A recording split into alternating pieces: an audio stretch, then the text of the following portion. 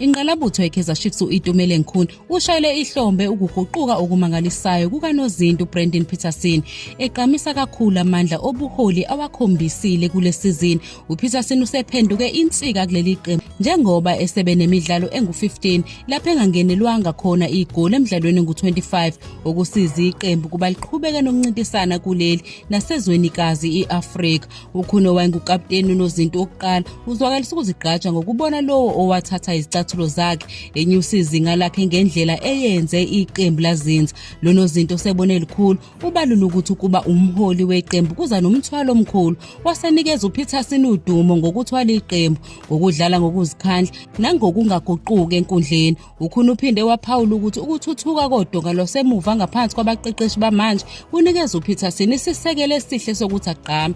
ugcizelela ukuthi ikhono likaNozinto lokugqugquzela abadlali basemuva libe yisici esibalulekile ekunqandeni amagoli kulesizini ngenkathi iqembu lilungiselela umdlalo obalulekile weCAF Confederations Cup bebhekene neZamalek SC.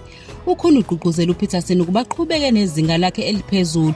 lo Nozinto sathatha umhlala phansi ukholelwa ukuthi ukuba khona kukaPeterson neform yakhe enhle kumqoka kakhulu njengoba iqembu lifuna ukugwema ukunqotshwa ukuze livikele indawo yalo kuma quarter finals.